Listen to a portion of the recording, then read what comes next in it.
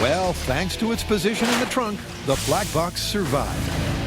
So did we successfully retrieve anything? We've got good data. Really? Yeah, we've got a peak on the left side of 140 and a peak on the right side of 230. And we'd normally just average those to get a resultant there. So the midpoint's somewhere around 185? 185. That's nice. That's significantly more than, what was the last one, 58? 58. Data! 3 times the G's of the 50-mile-per-hour test is certainly significant. But that's not the only data set they're collecting. Before it was 15 feet. Now it's 8 feet. So not only did the G-load triple, the crash compacted almost half of the car. And remember, these 2 cars were identical. This may just seem like some gratuitous violence, but there's actually some really interesting science going on when you compare these 2 impacts. You would think that doubling the speed would give you twice the severity of the impact, but the physics says you're actually looking at more like 4 times the severity of the impact. Our sensors are showing 3 times the G's, and our wreckage is showing about twice the damage. So what's going on here? Well, just like this can, the more I crush it, the more it resists crushing. There's some complex physics going on here, but you don't have to be a rocket scientist to understand it. The cars speak for themselves. They certainly do. And after 2 spectacular crashes, they have their benchmarks for car carnage. Well, we've got our data points. And they are lovely. I guess it's time to move on to the main event. Yep.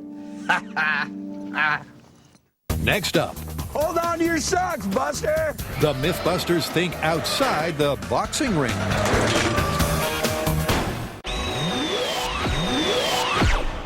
All right, look, we've tried everything, but even with superhuman strength and the best-case scenario sock, you still can't knock someone's socks off with a punch. No, but I think if we take this outside the boxing ring, we're gonna see some results. Yeah, but last time we ramped this up, we used that frightening huge pendulum, and we still got nowhere.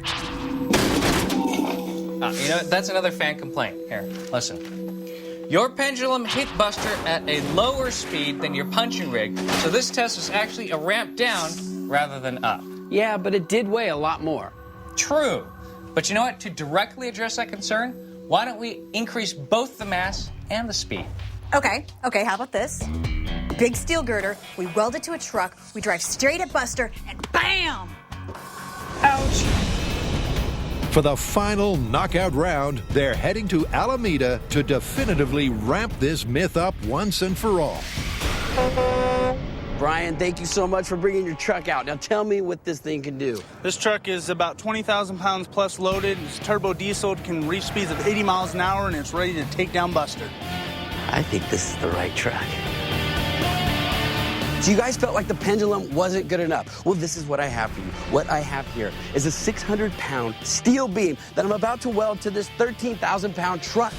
It's a simple build. 1 giant girder welded to 1 turbocharged truck. All right, time to fight.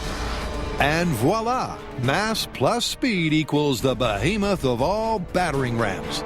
While further down the range, Grant sets up his laser quick release and Carrie erects the structure for Buster's last stand.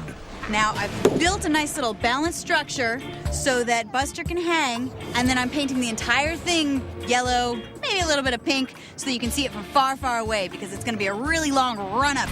Once Carrie's hangman harness is complete, it's time to guide that girder right into Buster's reinforced guts. And they're going to start at a bone-crunching 40 miles per hour.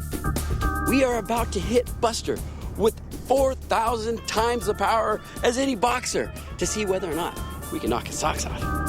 I have a feeling we're gonna knock his legs off before his socks come off, but let's see what happens. Remember, Buster is wearing the socks of least resistance on his human-like legs. He'll be standing on all 180 pounds of his own weight, and at impact, he'll be hit with 4,000 times the force of a heavyweight boxing punch. Will that be enough for the socks to fly? All right, getting into position. This is human-like surface with the socks of least resistance, Buster on his own weight. Weight, go at 40 miles an hour. Here we go in 3, 2, 1, coming at you. The truck speeds down the track at 40 miles per hour. Come on, do it. Triggers the quick release. Contact.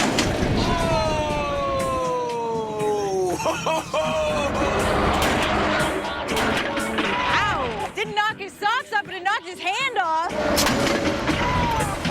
His hand flew off. But his socks are still on. We nailed him. The giant girder made contact, but it still wasn't a socks-off knock. However, there is good news. They almost came up in the heel. It almost lifted him out of his socks. Well, you know what that means. We have to ramp it up. Yeah, you know what? This will go 65 with all this weight. 65 miles an hour might be enough to knock his socks off. Let's do it. Do it. We're going to hit him at 65 miles an hour with this steel beam. And it's going to be not 2 or 3 times more powerful than a human boxer. It's going to be 10,000 times more powerful than that boxer. Surely, this has got to be the thing that knocks him out of his socks. Shirley is right. If 10,000 times the force of a boxer can't knock the socks off Buster, then it can't be done. I think we've really got a chance here. We got all the elements. All right, let's do it. All right, let's hit him at 65 miles an hour. Here we go. This is the main event. Let's see if we can knock Buster's socks off. The truck takes its position, then it's pedal to the metal 50 miles an hour. as it thunders down the track. Hold on to your socks, Buster. 65 miles an hour. Houston, we have liftoff. We knocked his socks off. Dude! Oh my God! We knocked his socks off. I turned around. All I could see was like an explosion, and then I saw 2 socks floating down to the ground. There you have it. 1 30 million Newton knock, 1 de-socked Buster, and 3 ecstatic Mythbusters. But one question remains. My big question is, what came off first, the socks or the feet? Oh! His whole face flipped out. Look! Yes! The socks came off! Look at that! That's Like great. right on! They didn't get dragged off. No. They got knocked off. After the first time I heard this boxing myth, I thought to myself, who knows? Maybe it's possible. But after we first tested it, I thought there is no way you can knock somebody's socks off. Until now. After seeing what I just saw, where we hit Buster, knocked him out of his socks, it's possible. I mean, a boxer couldn't do it, but we could.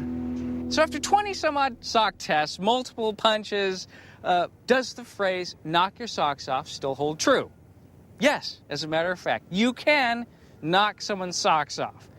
The caveat is that it's going to take 10,000 times what a boxer could do. So yes, you can use the phrase, but use it lightly.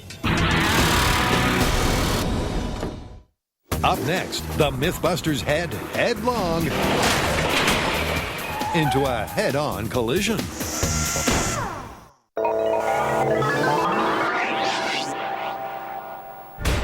This car right here hit a wall at 50 miles an hour.